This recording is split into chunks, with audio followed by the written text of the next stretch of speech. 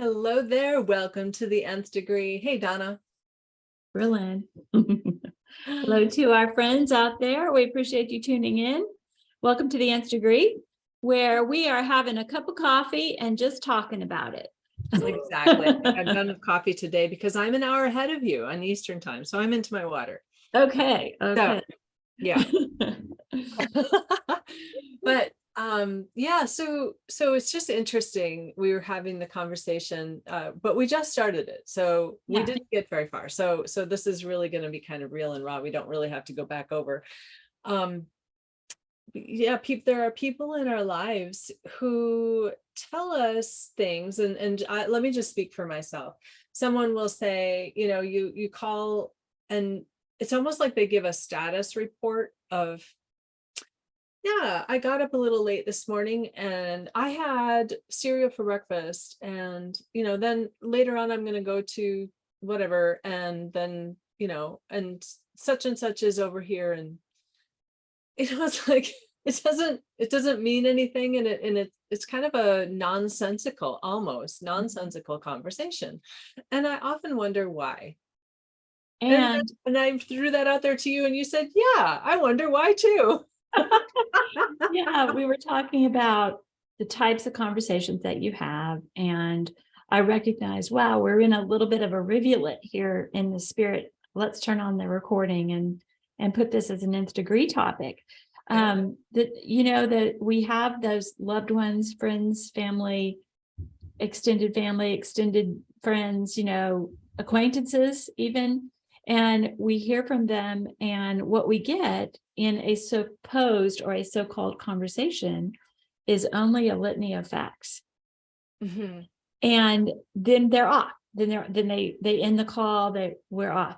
And Bralynn was commenting that was happening to her with someone, and I said, yeah, I know that kind of conversation.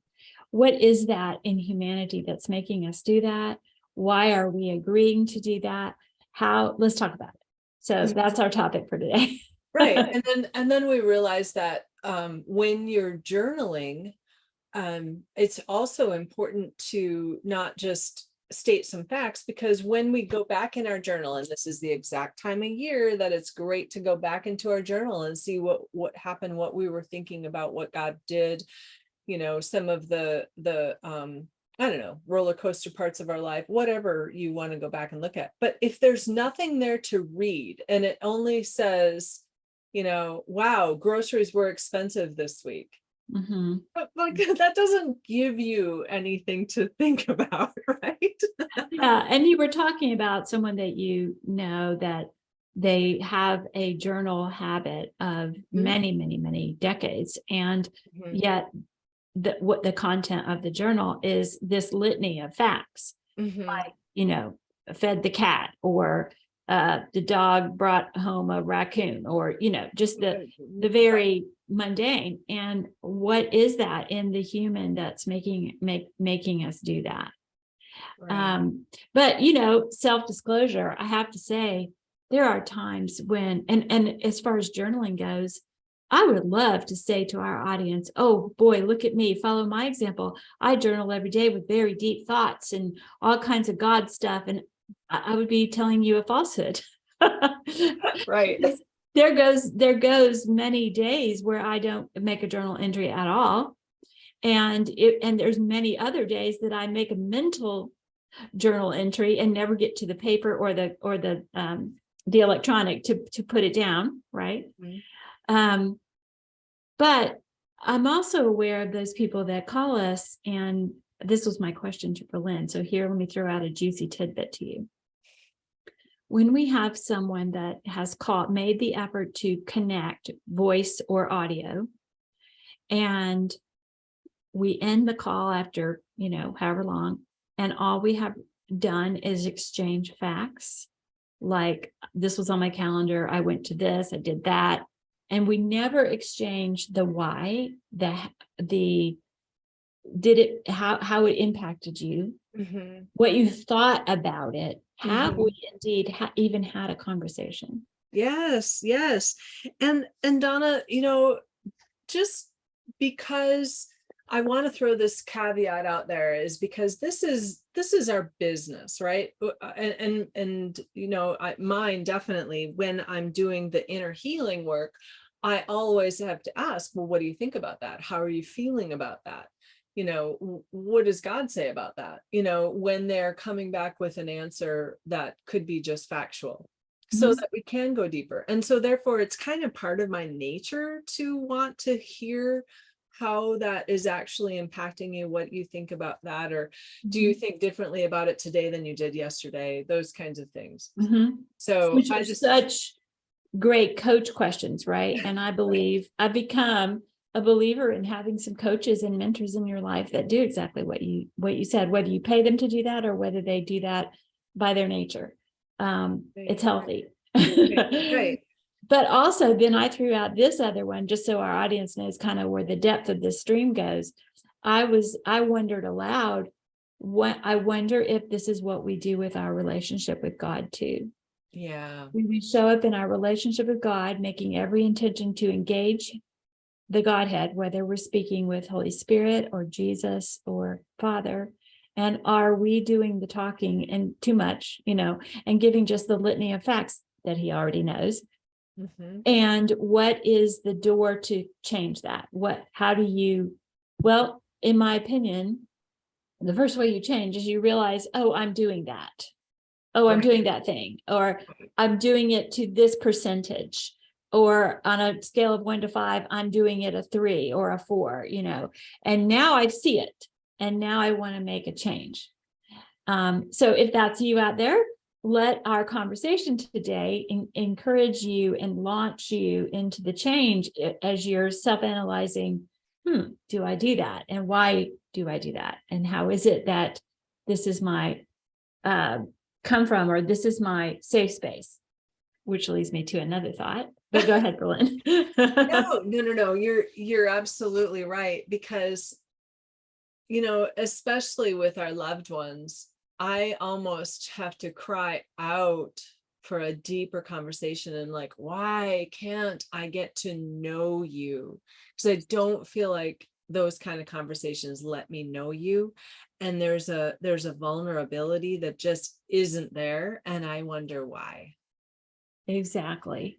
Yeah. And I always look at myself and go, okay, what have I done in the relationship with this individual that I've either exhibited words in the past that have wounded them, or exhibited body language that has caused them to put a wall up that I can't get beyond, Mhm. or where have I contributed to this issue?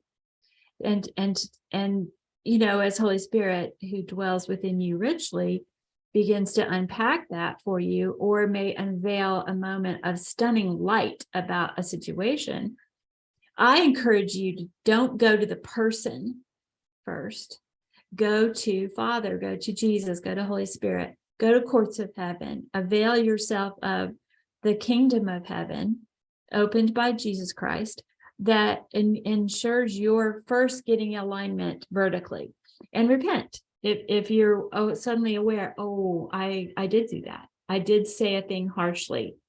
Mhm. And don't justify, because the means does not justified to the end. And so what you're doing is you're being transparent and honest first with God, because your idea is to see a change in the relationship. Perhaps, Bralynn, a facts when I connect with you and engage with you and I can only give you facts, that could be cultural training, that could be brainwash from mindsets of the world, how you were raised, or what generation you are. What Yeah. generation? And I'm just making a note of mindset because I want to come back to Okay, that. okay. So go I don't ahead. want to talk over you. I- Or could it be that because remember, it's not just you and the other person in the conversation.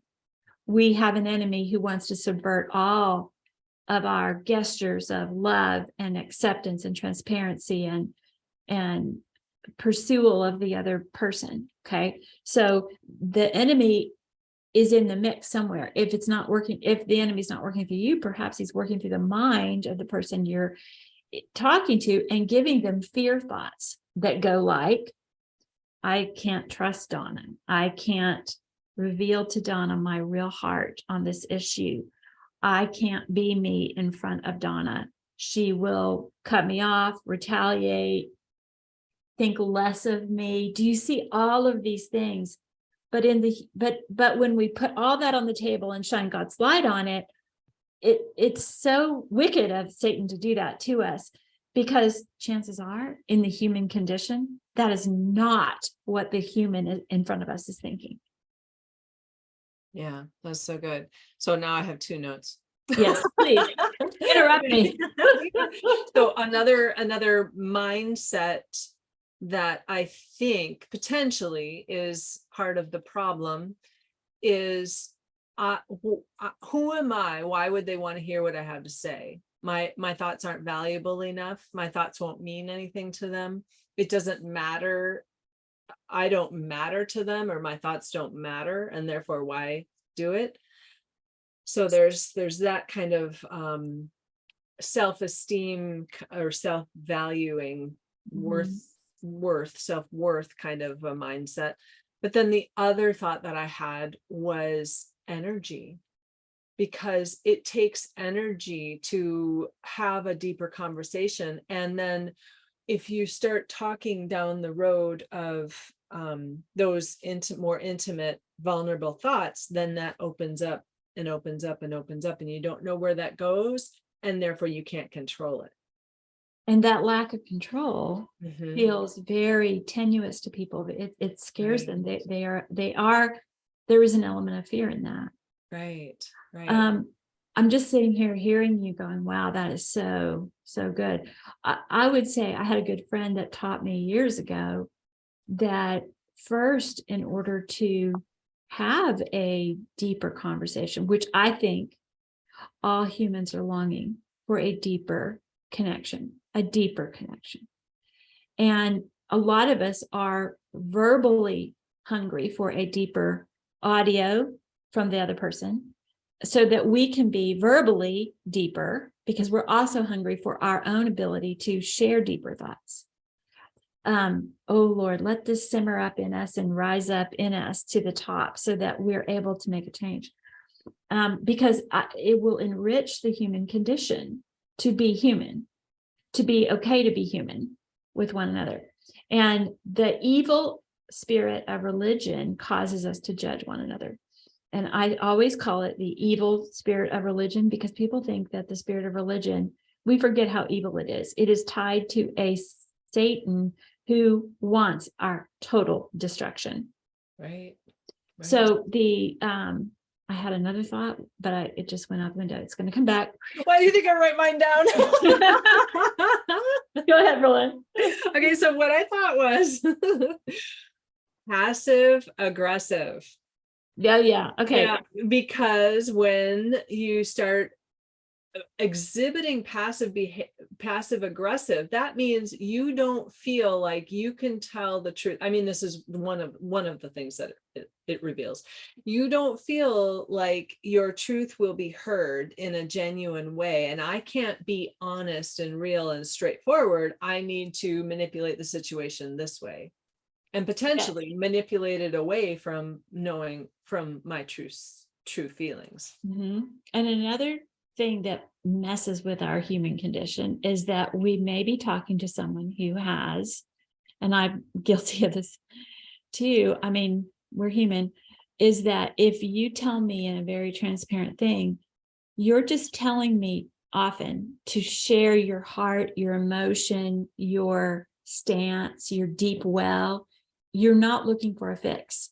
But I might respond with it, because I'm a fixer. I might respond with a fix. You hit my nail. I'm totally a fixer. I'm like, oh, let's fix that. And I know that I got a Band-Aid for that. Let me help you out here.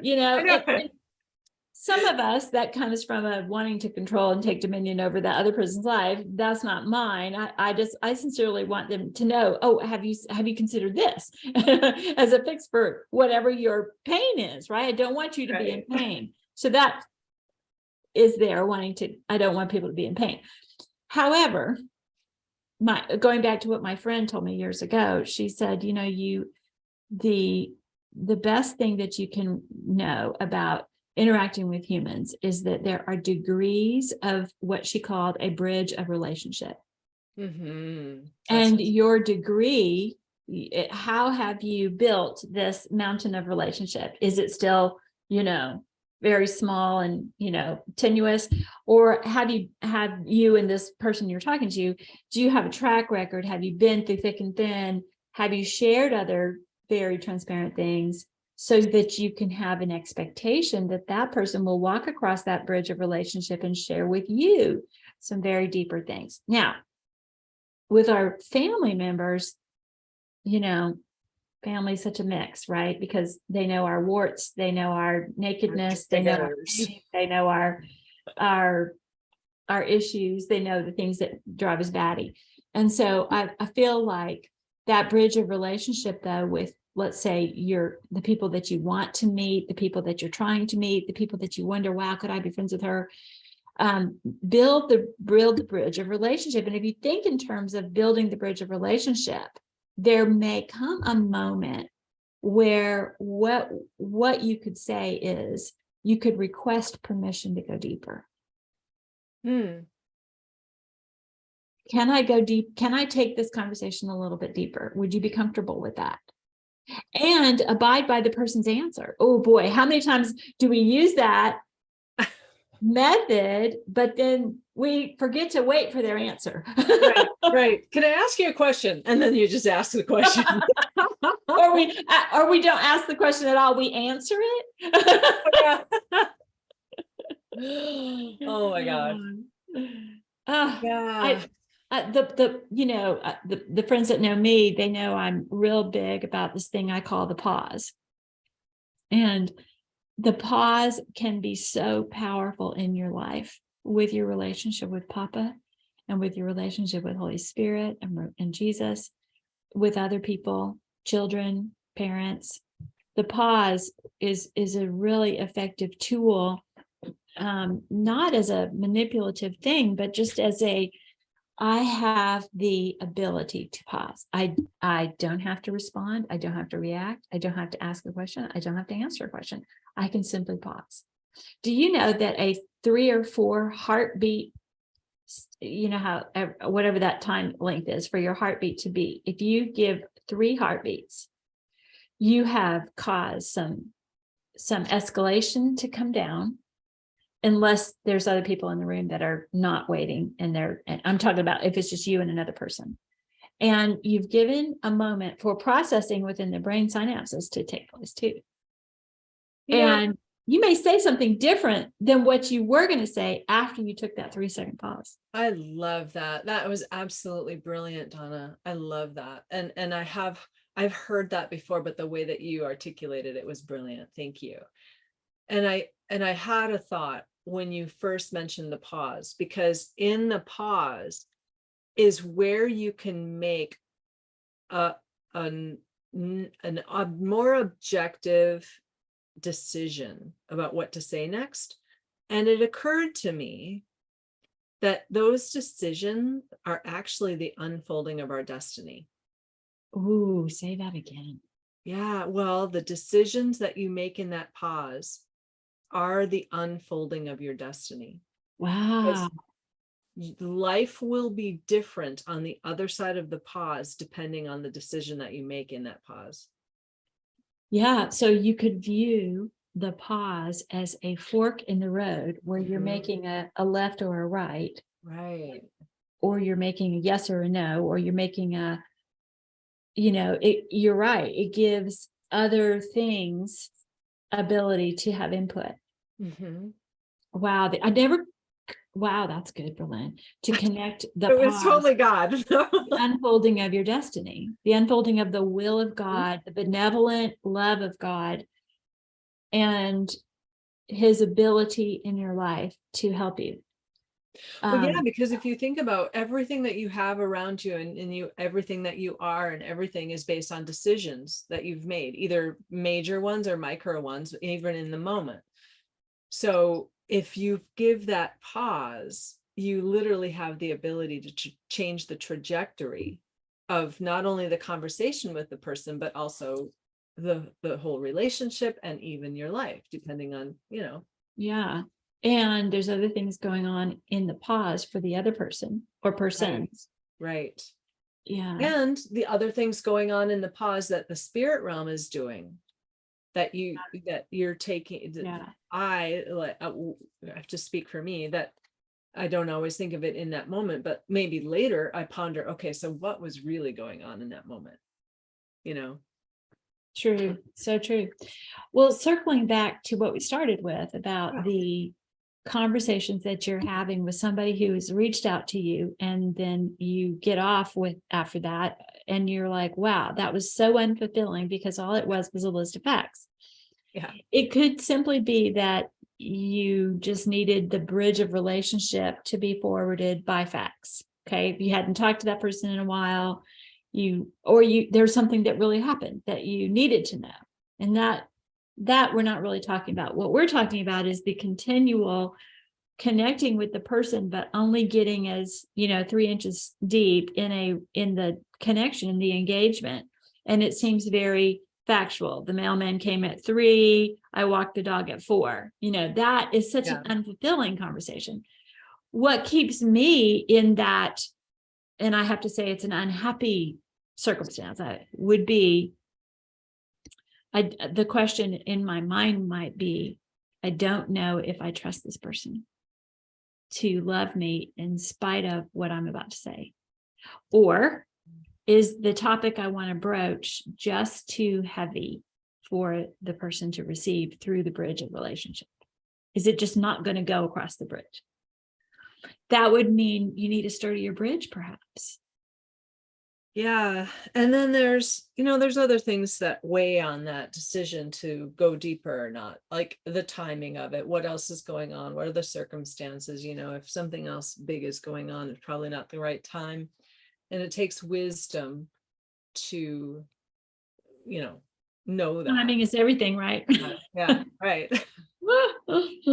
Timing is a lot of it. Yeah.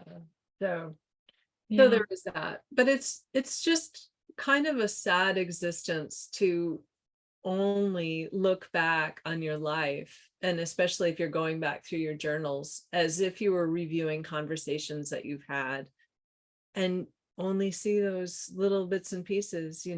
Right, of just the mundane. My left front tire went flat, had it fixed at Olson's. Right. Also, I want to say it's also about, so as our friends are listening, and we're just saying, hey, we're throwing this out there as a topic of conversation. So when you leave the Nth Degree recording, maybe it's something you're pondering on for the rest of the day. But when somebody shares something potentially deep with you, or when they are brave and courageous to open the door, 3 inches more, or to take 2 more steps closer to you on that bridge of relationship, how am I responding to that person? Am I catching the signals that accompany that? Or am I, for what my reasons are, could be fear, could be pain, could be, I don't know what to do with that information that you're, what am I? Because we got to work on I first, right? Work on self. How am I responding to that? Is it, and to really get honest with God. Okay, with this person, think of this person. When they try to open the door deeper, why am I shutting it? And once again, that vertical wisdom, knowledge, understanding is so helpful if you want to make a change, or if you want to grow through it. Because quite honestly, I think all of us have relationships where we're tentative in the relationship because we're a little uncertain based on our mindsets, based on our own fears, etc. Whoops. Yeah. Let's get the video working here. Okay. Interesting. It's switching cameras. Isn't that interesting? Yeah. But you look very Christmassy in your either way around. There we go. Yeah. Oh, good. Yeah, no, and I do definitely have acquaintances and relationships where I do not want more than just a fact. Like, please don't go deep with me. Not only will I be here for 3 hours, but it's not a conversation that I'm inclined to. I don't know. There's just some people that, Yeah. So let's talk about the other side of that coin. Okay. What are the things you talk about when you are talking to someone that you Can I answer? Yeah. I picked you. We start the Nth Degree. We said the conversations that we had were always so good and so deep. We're like, other people want to hear this. Oh, well, we hope some do anyway. Oh gosh. No, I'm just teasing. Well, I'm not teasing, but you know what I mean. Go ahead and finish. And then, well, no, I was going to ask the question and then I was going to answer the question right from my own. Okay. Oh my gosh, there we go again. So when I look for a conversation with someone, like let's say you meet them for coffee, or usually the people that you're meeting for coffee, you're going to have a deeper relationship and a deeper conversation with. But let's say just an extended family member you haven't talked to in a while. And I'm not talking about chatting on text. I'm not that I'm talking about voice and audio. I am not talking about text right now because that's a whole nother bucket in my universe. But what I want to hear, what are some things? So if you're trying to be more deep with someone in a relationship, what can you share that you're hoping they'll share? These are my things. And this is just Donna's world. So take it or leave it. But I love to hear what people are reading. What are you reading? Next, I like to hear what people are watching. And I say next because I really want to know what they're reading first. To me, the act of reading is a much slower, more cognitively engaged thing than just watching. So what are you reading? What are you watching? How are those related?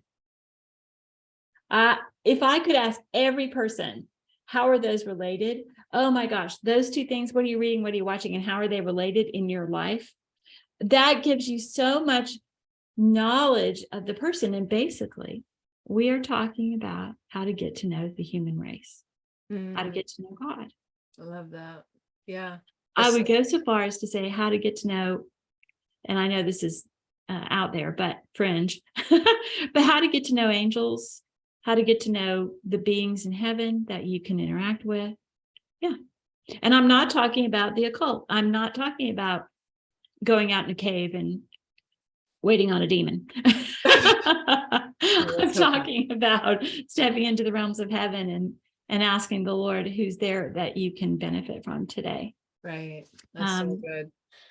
I love those questions too. And I also would follow up a what are you reading? It kind of like with how are you relating that to your life? Like how is that impacting your world? Kind of thing. Yeah. Where does that impact your world? Right. Yeah. Because we're so multi-layered as individuals. I have plenty of things that I'm interested in, I'm reading and watching, but that's not my whole life. I'm actually occupied over here doing this, but I have these interests. Where do the rivulets of your interests go that very few people know about? Right. And to me, I love to ask that question when someone has mentioned that they read something in the Bible or did a Bible study. And I use that in quotes because oftentimes a Bible study just means that they read it and they really didn't go deep and figure out what the Lord is trying to tell them about this or how to implement it in their life. And so those are the questions that I usually ask. And sometimes I get the blank stare, but then that tells me something about them, doesn't it? Yeah. Well, okay. So another one that I love to hear from people is, what are you dreaming? What have you dreamed? Oh, that's a great one, Donna. Great But one. you know, that one will get you a lot of stares. That'll get you blank stares, because the bridge of relationship has to be built a little bit there to ask that question. But to have some people in your life that you share your dreams with, I'm not talking about interpretation. I'm talking about just sharing. What did you dream? The dream experience is just so unique to talk about. And so you have a dream, you may write it down. I hope you do. You may not. But if you just talk about it with somebody, then you've brought it out of a realm, a particular world, and you've placed it now into a different world or dimension. And what happens? What happens with that? I know what happens in my life with it, but having it, to me, there's just so many different conversation topics that come off of sharing a dream with somebody. That's really good. Yeah. And sometimes, well, we should just do a whole Nth Degree episode on dreams. Oh, we could talk for months. We haven't yet, even though we had it in river rafting. We haven't really done an Nth Degree on it yet, have we? Yeah, we could talk and talk and talk, but yeah. So it's curious. I would invite our listeners, if they have a mind to do that, to put in the comments, what are the things that you want to that you would love to ask people, like to elicit a deeper conversation, a sturdier bridge of relationship. What are they, and what would you like to be asked? That's a good one. That's a really good one. You like to be asked? Someone please ask me something, like, and then fill in the blank. Boy, wow, that'll keep you thinking for a little bit. Yeah. And you don't need to get into politics, or like, how do you feel about XYZ that has a very opinionated, it's not, I mean, you could if you wanted to, but really that just sometimes opens up the wrong kind of energy. Maybe don't start there. Right. Don't start there. Start with something much more common to the human experience. Yeah.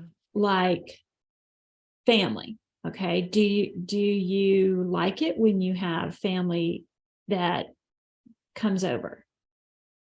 Do you enjoy them, or do you find that you don't get to be you, that you have to put a mask on, that they expect you to put a mask on? Right. And we just had an episode about dealing with family drama. So that's a deep question. So, to all you fixers out there, everybody who wants to give a solution because your solutions are best. Speaking of I think one of the things when it comes to conversation is to suspend your own personal right to respond with a fixing solution, and instead respond with, I am so glad you shared that with me. I find that fascinating and want to think about what you've said. Could you tell me more? Could you tell me more? Wow. If we use that more in our conversations. Yep. And we often say that in coaching, don't we? Tell me more about that. Yeah. Oh, so good, Donna. Wow. And it all started because of the minutia conversations that we sometimes have when we're catching up with family and friends and stuff. And granted, there are times where you need to tell someone factual, quick facts, here's what's going on with me. But as we were thinking about it, what I think we were highlighting was there are conversations like that when they're habitual, they don't meet our heart. And and coming back to, I really want to get to know you, and that conversation doesn't let me know you. And so then I think, why? Okay, here's another thing I just thought of. Okay. So the other side of that is that have you ever been with someone who's you perceive that they are legitimately trying to get to know you, but they're doing all the asking of questions and they're not coming back with their own shared transparencies. Oh, Donna, I hate that. I feel like I'm being interrogated when that happens. Yeah, and it I will shuts back down. away and shut down. It shuts down relationship. It Yeah. does. And so to ask yourself, am I that person? Am I balancing the bridge of relationship? I always look at the bridge of relationship like one of those, what's it called? Those swing bridges, that's made of rope. Oh, And you have to balance on that thing, right, to get across. So to balance, am I sharing as much as I'm requesting that they share, and make the balance on those two handrails as you try to get across that bridge of relationship. That's good. And I find that the way I handle that is if I feel like someone's asking too many questions, but they're not on the sharing end, I'll turn it around and I'll say something like, I'm curious to know why you even asked that question. Tell me where that came from. And so usually they're thinking about, in their own internal thoughts, something that elicited that particular query. And now you're digging a little on their end to try to find out more about, to know them. Tell me more about why you asked that question. That's good. That is good. Because I do think people have a heart out there to know one another. I think we're built that way relationally. I think we're such relational creatures. We don't even realize how relational we are. And we're very family, tribe oriented. And yet I believe in Yahweh's wisdom and infinite knowledge that even the tribes, they would come and go from each other. So they would share, and come to appreciate. In this tribe over here, they do that one thing really well. But in our tribe over here, we do this pretty good, but we're going to share that. That to me, that's trade. That's it's not withholding. It's not coveting what you and your tribe have, but being willing to make a trade out of that, even in simple conversation. I love that. And I think that story is so incredibly important, not only to carrying the human condition, but also to expressing our unique, who we are uniquely, our unique identity. When we can articulate a story and our story well, then storytellers and raconteurs are always like the center of attention, right? People love to hear the stories, and well-told stories are always, if you look through history, the books that have remained are well-told stories, right? So when we just state facts, there's not a storyline to that. Oh, that's so good. That's so good. I love how simple you put that. Yeah, facts are not a story, and people are interested in the heart story because the story is related to your heart, I think. Yeah, and they move you, and they have emotion. Yeah, and they're yours. Here's my other thought: our ability to trust in our own story, that it's valid and worthwhile. And when I share my story, you can have your own thoughts, but it's still going to be my story. Your thoughts about my story don't necessarily have to make me change my story unless I catch a glimpse of wisdom from you. Or God uses it for revelation. And then I might change my story a little bit or revisit it. But to me, these are very deep things. I'm not talking very shallowly. I'm talking some very deep things. I love it. Wow, this has really been good. Thank you so much, Donna. Thank you for being willing to have the conversation with me. And I love getting to know you even better too. I know that has been a joy. And I want to say to our friends that are listening, we have been doing the Nth Degree since the middle of May. Yep. At the middle of May, we've covered a lot of topics. We don't see an end to it right now. At least we don't have that thought. We're just going to continue, and we hope that you'll continue with us. Yeah. It's been such a journey and such a joy to do it with you too, Donna. And thank you to the audience for your liking and subscribing to wherever you're listening or watching this. And thank you for your comments. We do read them, and we do, chat back and forth on, oh, look at how this person is following us. And we see you. And so look for us on Rumble. We're kind of gearing more people toward Rumble, but we are on YouTube and Facebook, and then all of the podcast channels that if you're on Rumble, or if you're looking for us on Rumble, there's a couple things on Rumble that will help you. Download the Rumble app, search the Nth Degree, all squished together, no spaces in the search bar on Rumble, and you'll find us. We have a yellow N, and that's us. And then if you listen to us on Rumble, and we hope you do, click the little plus sign, because that gives a thumbs up, and that helps us. So exactly. Thank you so much for pointing that out. Yep. And so you can reach find Donna at dwellhouse.net. And you can find me over on spiritcenteredbusiness.com. And you can find our coaching over on spiritcenteredbusiness.com/fusion. FUSION is our fusion coaching. And we would love to walk your journey with you. Yeah. If you're inclined to do that with us, we're inclined to do that with you. Absolutely. Unfold our destiny during the pauses. There you go. So good, Lord. He's so good. All right. All right. I think we've taken it to the Nth degree. We have. We'll talk to you later. Okay. Bye-bye. Bye.